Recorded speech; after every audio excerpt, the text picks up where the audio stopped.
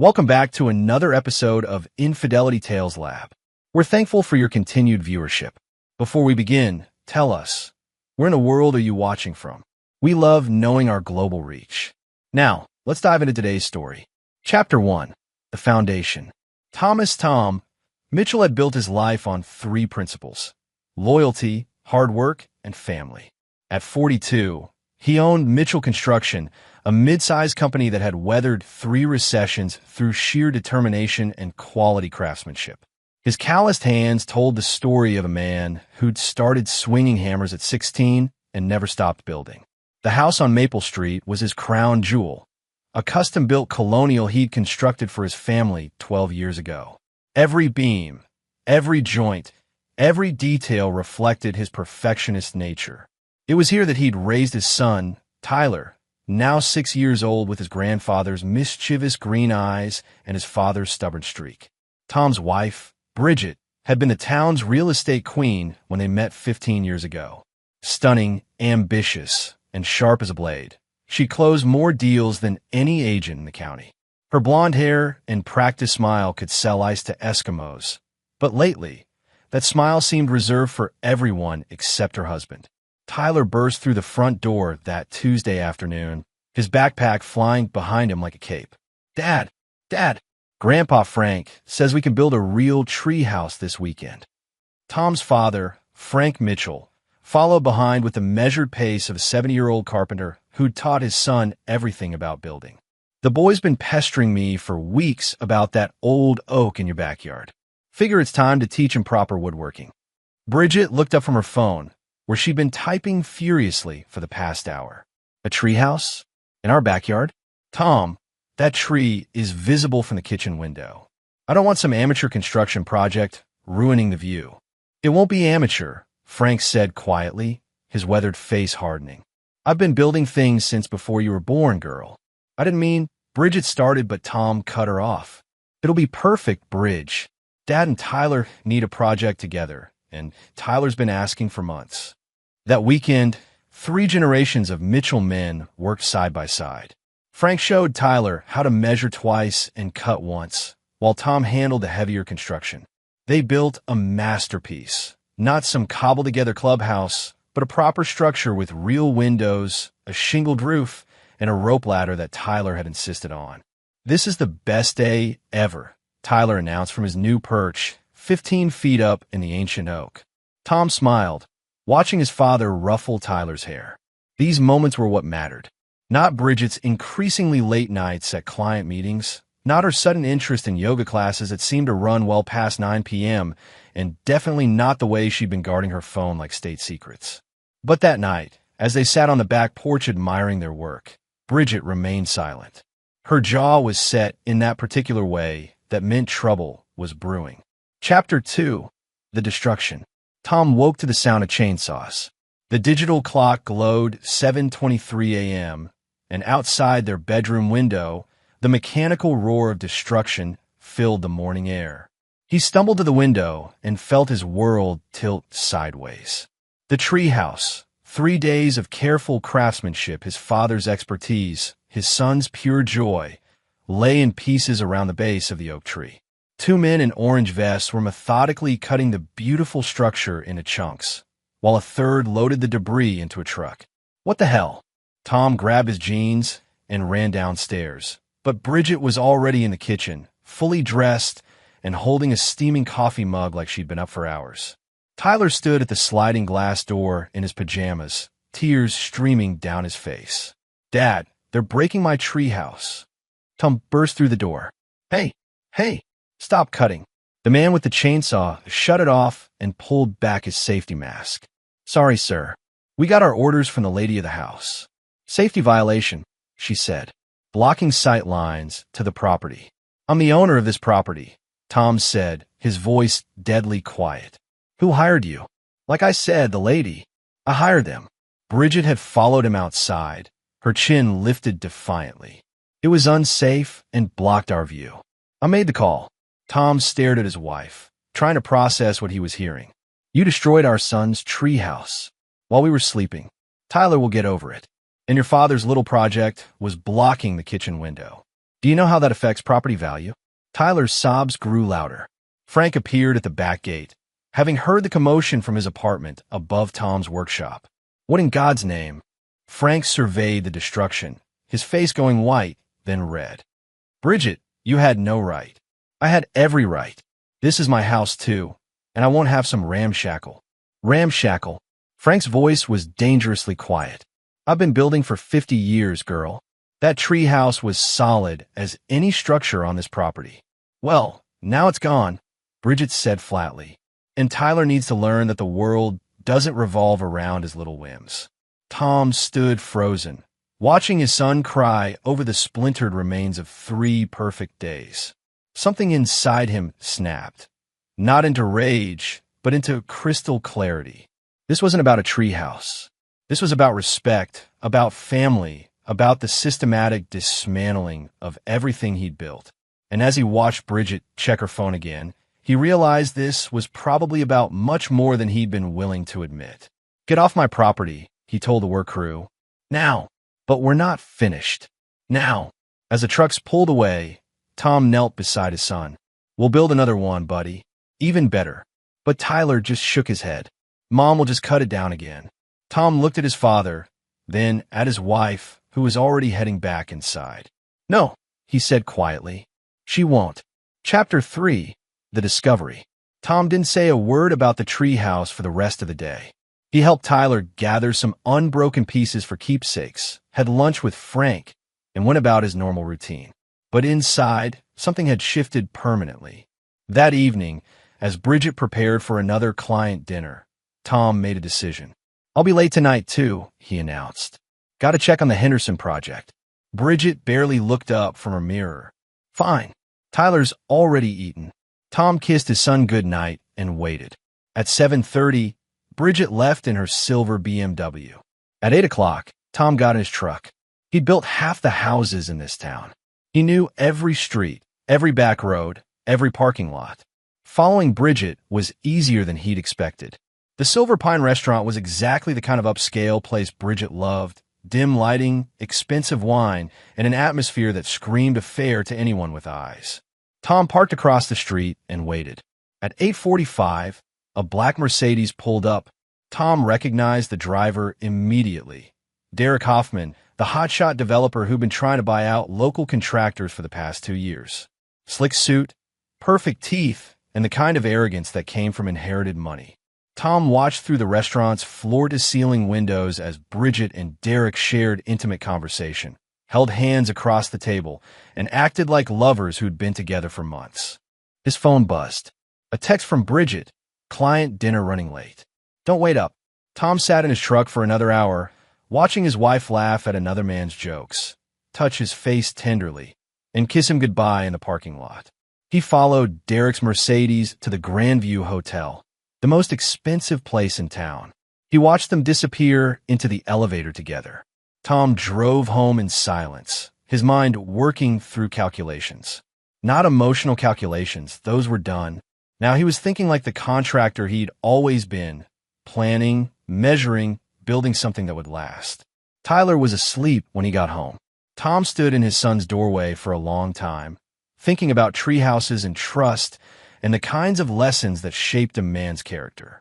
Then he went to his study and began making calls. The first was to Rick Donovan, his lawyer and oldest friend. The second was to Marcus Webb, a private investigator who'd done work for several of Tom's clients during messy divorces. The third was to his brother Danny, who lived 2 towns over and owed Tom more favors than he could count. By midnight, Tom had a plan. It wasn't about getting even, it was about total reconstruction. Demolition first, then building something better from the ground up. Some structures could be repaired. Others needed to be torn down completely. Tom had learned to tell the difference. Chapter 4. The Blueprint. 3 weeks later, Tom's plan was taking shape like the foundation of a skyscraper. Invisible to most, but absolutely crucial to everything that would follow. Derek Hoffman had a problem he didn't know about yet. His development company, Hoffman Estates, had been cutting corners on environmental permits for their latest project, a luxury condo complex on the old Miller farm. Tom had built municipal relationships over 20 years, and a few quiet conversations with the right people had revealed that Derek's permits were based on fraudulent soil tests. Marcus Webb had provided the documentation. Rick Donovan had confirmed that when the violations came to light, Derek would face not just hefty fines, but potential criminal charges for environmental fraud. But Tom wasn't ready to pull that trigger yet. That was his nuclear option. Phase 1 was much more personal. Tom had purchased something very specific from Danny 2 towns over. A complete security system, industrial grade, with cameras smaller than golf balls and recording equipment that could capture conversations from 50 yards away. Friday night, while Bridget was at another client dinner and Tyler was at his friend Jake's sleepover, Tom installed his surveillance network. Not just in his house, he was a contractor, after all. He had legitimate reasons to be on construction sites all over town, including the office building where Derek Hoffman Estates was headquartered. By Sunday evening, Tom had enough audio and video evidence to destroy both their reputations and their careers. But he still wasn't ready. Monday morning brought the first test of his patience. "Tom, we need to talk," Bridget announced over breakfast, her voice carrying that fake concern she used when she wanted something. "About what?" "Tyler's behavior. Ever since that treehouse incident, he's been disrespectful and moody. I think he needs counseling." Tom looked at his son, who was quietly eating cereal and trying to become invisible. Tyler hadn't been moody. He'd been heartbroken and confused. But in Bridget's world, inconvenient emotions were problems to be solved, preferably by someone else. "He's 6 years old, Bridge. His treehouse got destroyed. He's allowed to be upset. He needs to learn that life doesn't always go his way. And frankly, I think your father's influence isn't helping. All that stubborn, old-fashioned nonsense about craftsmanship and tradition." Tom set down his coffee mug very carefully. "What are you suggesting?" "Maybe Frank shouldn't spend so much time with Tyler. At least until Tyler learns to accept disappointment better." The room went dead silent. Tyler's spoon stopped halfway to his mouth. "You want to cut Tyler off from his grandfather," Tom said slowly, "because he was sad that you destroyed something they built together. I want Tyler to develop emotional resilience instead of dwelling on." "Get out." Bridget blinked. "Excuse me. Get out of this kitchen. Get out of my sight before I say something I can't take back." For the first time in months, Bridget looked genuinely surprised. Tom had never spoken to her like that before. He'd always been the peacekeeper, the calm one, the man who found compromise. That man was gone. After Bridget left for work, Tom knelt beside Tyler's chair. "You okay, buddy?" Tyler nodded, but his eyes were too serious for a 6-year-old. "Are you and Mom getting divorced?" The question hit Tom like a sledgehammer. Kids saw everything, understood more than adults wanted to believe. "I don't know yet," Tom said honestly. "But whatever happens, you'll always have me and Grandpa Frank. That will never change. Promise." "Promise." That afternoon, Tom made another call. This one to Judge Patricia Hernandez, an old family friend who'd known Tom since he was Tyler's age. "Patty, I need advice about custody laws." Chapter 5, The Framework. Derek Hoffman was nervous. Tom could tell from the surveillance footage Marcus had pulled from the office building cameras. Derek had been checking his phone obsessively, leaving work early, and having hushed conversations with his business partner about timeline issues on the Miller Farm project. Someone had been asking questions about their permits. Derek didn't know who, but he was smart enough to be worried. Good. Tom's plan was working like a well-engineered machine. Every piece supported the others, and every move created pressure in exactly the right places. The pressure on Bridget was more subtle, but just as effective. Tom had stopped arguing with her. He'd stopped trying to save their marriage. He'd become politely distant, like a contractor dealing with a difficult client who wasn't worth the hassle. She hated it. "You've been strange lately," she said Thursday night as they stood in their kitchen, the space feeling like a DMZ between two armies. "Have I?" "Cold. Distant. Like you're not even here." Tom continued cleaning dishes, his movements mechanical and efficient. "I'm here.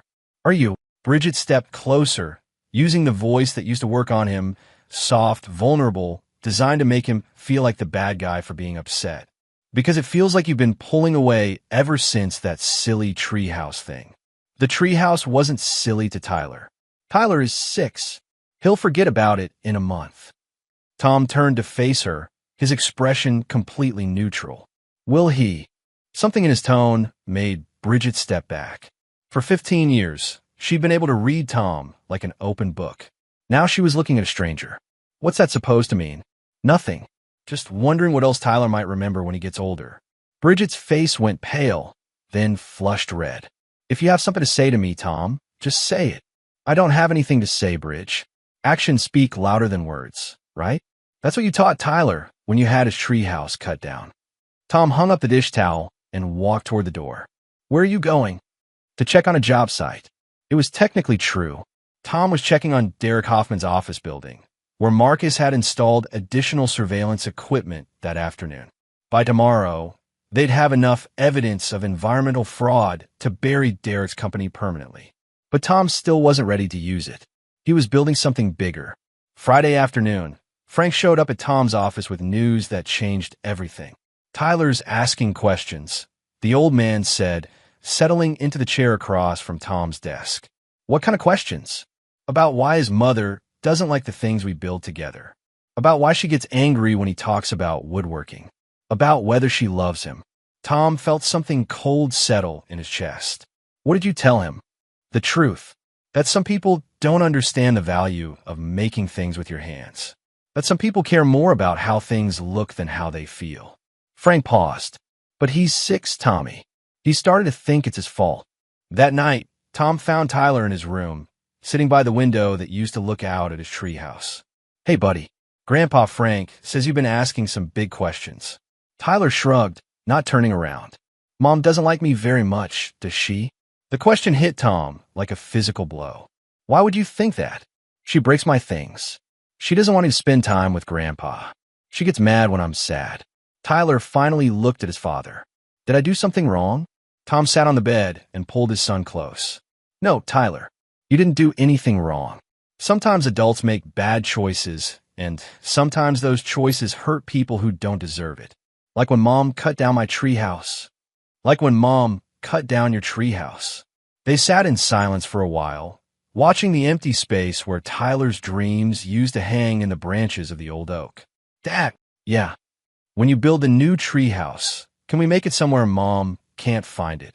Tom closed his eyes, feeling the last of his restraint crumble. Yeah, buddy, we can do that. That night, Tom made 2 more calls. The first was to Rick Donovan. Rick, I want you to file divorce papers. Full custody. I'm done. The second was to Marcus Webb. Marcus, tomorrow morning, I want you to deliver everything we have on Derek Hoffman to the Environmental Protection Agency, the county prosecutor, and the local newspaper. All of it. You sure, Tom? Once we do this, there's no going back. Tom looked out his window at the empty oak tree, thinking about his son's broken heart and his father's wounded pride. There's already no going back. Chapter 6, The Execution. Saturday morning arrived gray and cold, matching Tom's mood perfectly. Bridget had left early for a showing that Tom knew was actually another hotel rendezvous with Derek.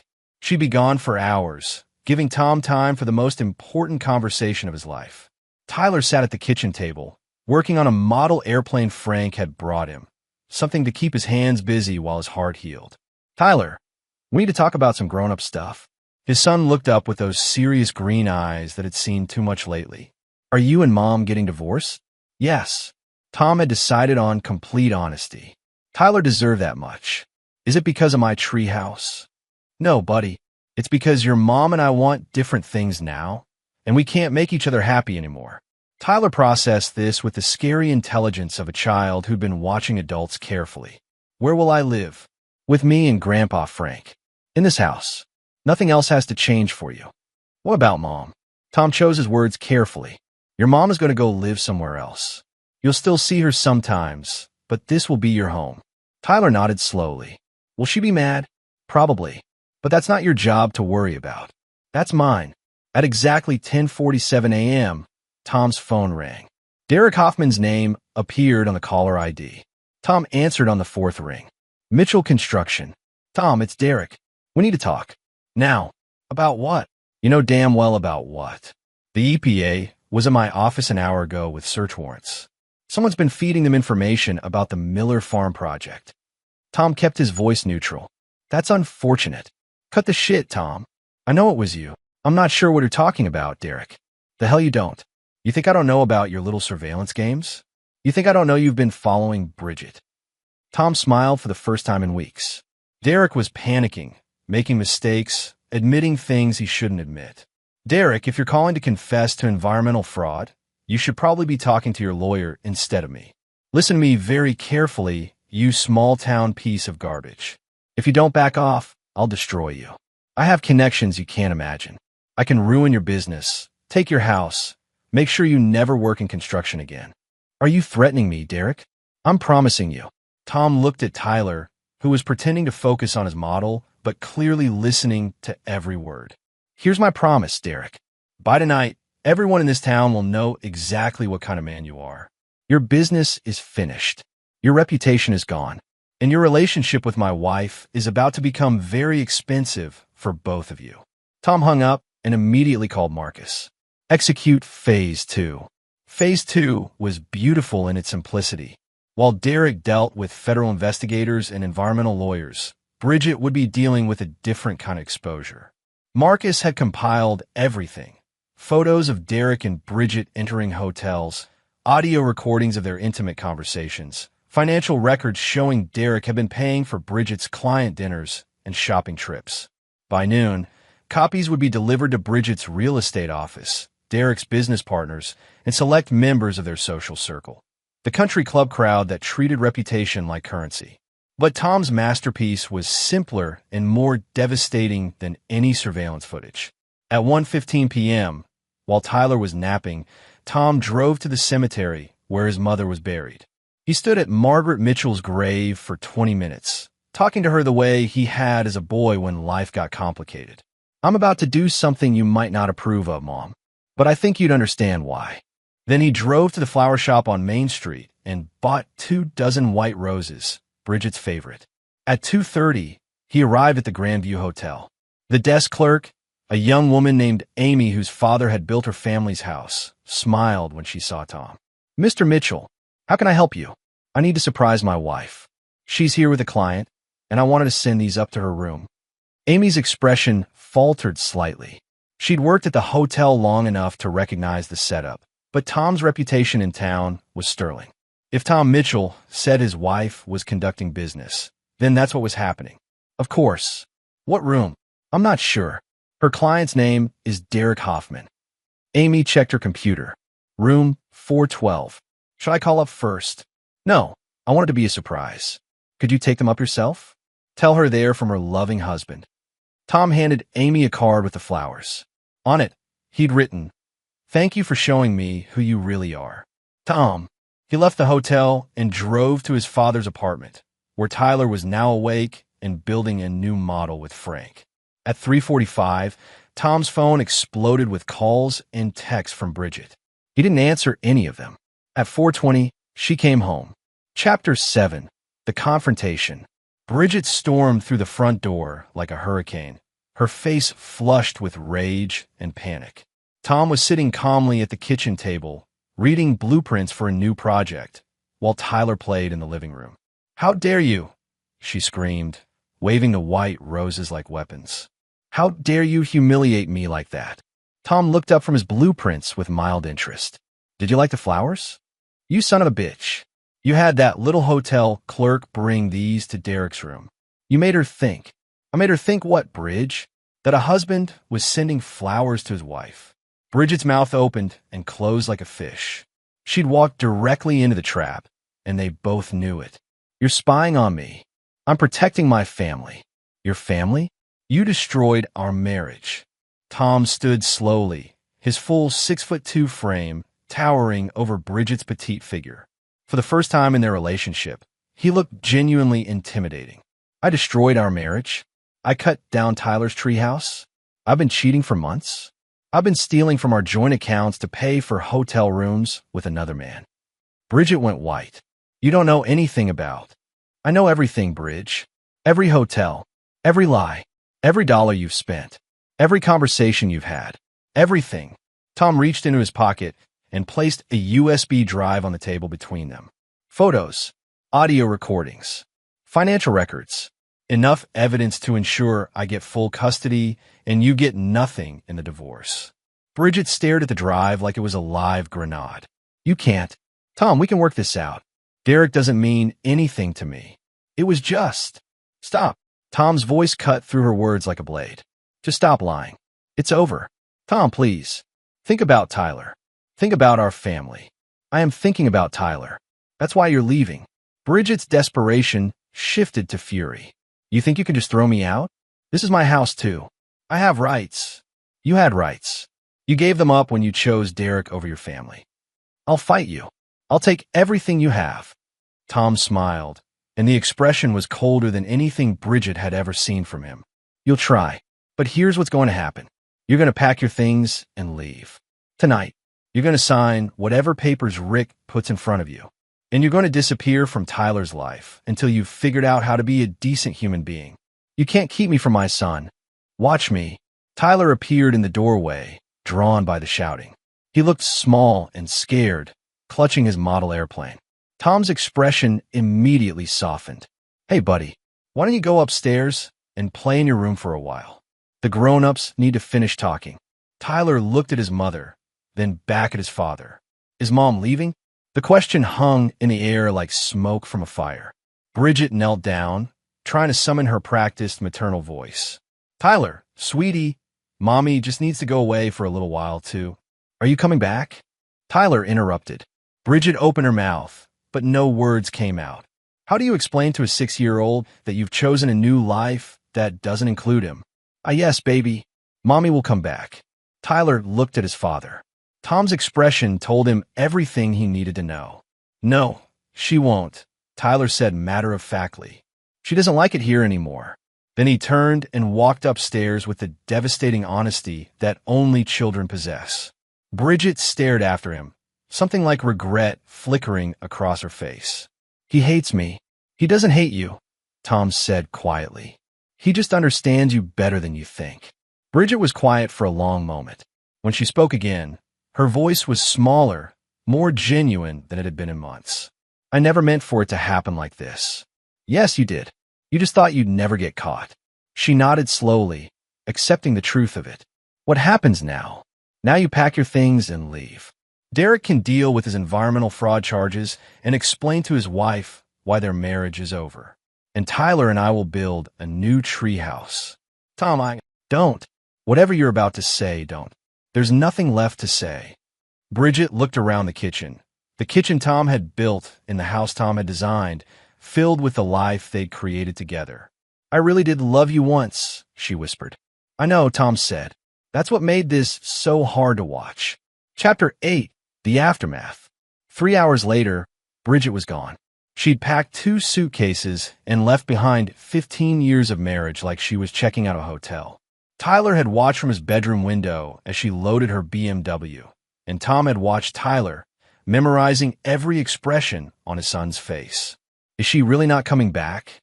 Tyler asked as they stood together in the now-quiet kitchen. Not to live here, no. Good, Tyler said, and the finality in his voice broke Tom's heart and mended it at the same time. Frank appeared at the back door, having seen Bridget's departure from his apartment window. How's the boy? He asked quietly. Stronger than I expected, Tom replied, watching Tyler return to his model airplane with focused determination. Stronger than he should have to be at 6. The next morning brought news that made Tom's revenge complete. Derek Hoffman's company had been shut down by federal authorities. The environmental fraud charges were just the beginning. Investigators had found evidence of tax evasion, permit violations, and safety violations spanning 5 years. Derek was looking at serious prison time. More importantly, Derek's wife had filed for divorce and frozen all their joint assets. The man who'd thought he could steal Tom's family was about to lose everything he'd built. Tom felt no satisfaction from Derek's destruction. It had been necessary, but it was just demolition. The real work was what came next. Monday morning, Tom called a meeting with his foreman, Bobby Martinez, and his office manager, Carol Singh. I'm scaling back operations for a while, he announced. I want to focus on smaller projects, residential work, things that matter to families. Bobby and Carol exchanged glances. Tom's company had been growing steadily, taking on bigger commercial projects. This seemed like a step backward. Boss, the Johnson warehouse project alone could set us up for the next 2 years, Bobby said. It would mean 60-hour weeks and missed dinners with Tyler. Cancel it. From now on, we work reasonable hours and we work on projects that build communities, not just buildings. Carol nodded approvingly. She'd been with Tom for 8 years and had watched him miss too many of Tyler's school events. What about the Miller Farm cleanup? She asked. We'll bid on it. Clean up Derek's mess and turn it into something useful. Maybe a park. That afternoon, Tom picked Tyler up from school personally, something he hadn't done in months. Dad, why are you here? Tyler asked, confused. I take the bus. Not anymore. From now on, I pick you up every day. They drove home in comfortable silence, Tyler chattering about his day while Tom listened to every word. These were the moments he'd been missing while his marriage crumbled, the small, daily victories and defeats that shaped a child's world. Dad, yeah, buddy. Can we start building the new tree house this weekend? Tom smiled. Absolutely. But this time, we're building it in Grandpa Frank's backyard. No one can touch it there. We'll be as good as the first one. Better. It'll be stronger and it'll last longer. And most importantly, it'll be built by people who understand what it means. That evening, Tom's phone rang. The caller ID showed a number he didn't recognize. Hello. Tom? It's Bridget. Tom's expression hardened. What do you want? I wanted to see how Tyler was doing. Tyler's fine. He's adjusting. Can I talk to him? Tom looked toward the living room, where Tyler was building a Lego castle with the kind of focused intensity he brought to all his projects. No. Tom, please. He's my son, too. You made your choice, Bridge. You chose Derek over Tyler. You chose your reputation over your family. You chose everything except being a mother. I made mistakes. You made choices. And choices have consequences. I'm staying at my sister's in Portland. I'm going to get counseling. I want to be better. Good for you. But you don't get to use Tyler as motivation for your self-improvement. When you've actually changed, if you actually change, we'll talk about supervised visits. Supervised visits? Tom, that's what you get when you abandon your child. Tom hung up and deleted the number. Later that night, as he tucked Tyler into bed, his son asked the question Tom had been dreading. Dad, did Mom leave because of me? Tom sat on the edge of the bed and looked directly into his son's eyes. No, Tyler. Mom left because she forgot what was important.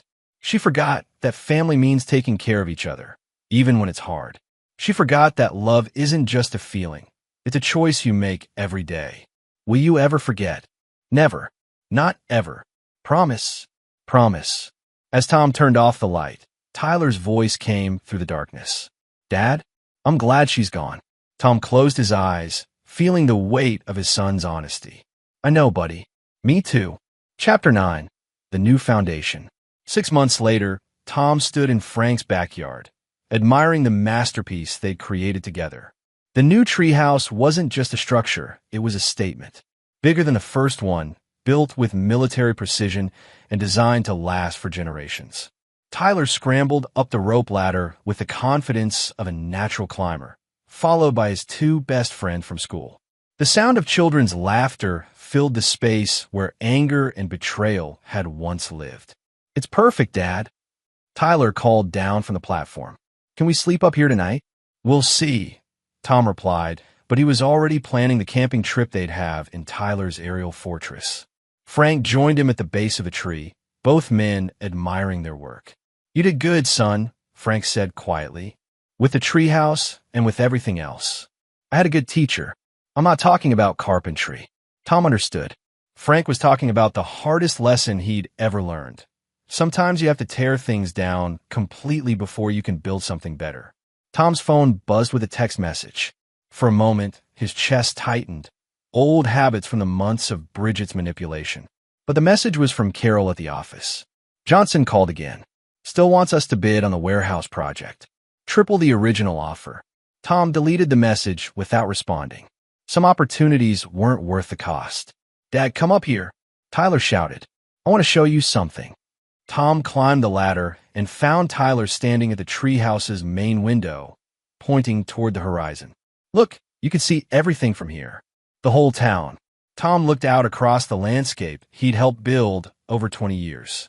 Houses he'd constructed, families he'd sheltered, communities he'd strengthened one project at a time. "What do you see, buddy?" Tyler was quiet for a moment, thinking with the seriousness that had become his trademark. "I see home," he said finally. "Real home." Tom understood exactly what his son meant. Not the house where they slept, but the life they'd built together from the wreckage of betrayal. The daily choices to support each other, to be honest with each other, to never let anyone destroy what they'd created again. "Yeah," Tom said, putting his arm around Tyler's shoulders. "Me too." That evening, after Tyler's friends had gone home and the boy himself had fallen asleep, Tom and Frank sat on the back porch, sharing a beer and watching the treehouse silhouetted against the stars. "Any regrets?" Frank asked. Tom considered the question seriously. Bridget was living in Portland, working a small real estate office, and dating a man who didn't know about her past. Derek was serving 18 months in federal prison and would emerge to find his professional reputation permanently destroyed. Tom's marriage was over, his family was smaller, and his life was completely different than it had been a year ago. "No," he said finally. "No regrets. Not even about Bridget, especially not about Bridget. She showed me who she really was. I just wish I'd listened sooner. And Tyler." Tom smiled, thinking about his son's resilience, his wisdom, his uncomplicated love. "Tyler's going to be fine. Better than fine. He's learning early that some people will disappoint you, but the ones who matter will always have your back. Like his old man. Like his old man." They sat in comfortable silence for a while, two generations of builders who understood that the strongest foundations were built on trust, loyalty, and a willingness to defend what mattered most. As Tom headed inside to check on Tyler one last time, Frank called after him. "Tommy." "Yeah, Dad? Your mother would be proud." Tom looked back at the treehouse, solid and permanent against the night sky, then at his father's weathered face, lined with decades of hard work and honest living. "Yeah," he said quietly. "I think she would be." Upstairs, Tyler was sleeping peacefully, his model airplanes arranged carefully on the dresser and his construction toys organized with military precision. On his nightstand sat a framed photo of the three Mitchell men standing beside their completed treehouse, all of them grinning like they'd just conquered the world. In a way, they had. Tom straightened Tyler's blankets and whispered the same words he'd said every night for 6 months. "Sleep tight, buddy. Tomorrow we'll build something new." Outside, the treehouse stood guard over their small piece of the world, strong enough to weather any storm that might come. Because it had been built by men who understood the difference between things that could be broken and things that were meant to last forever. And Tom Mitchell. And there you have it, another story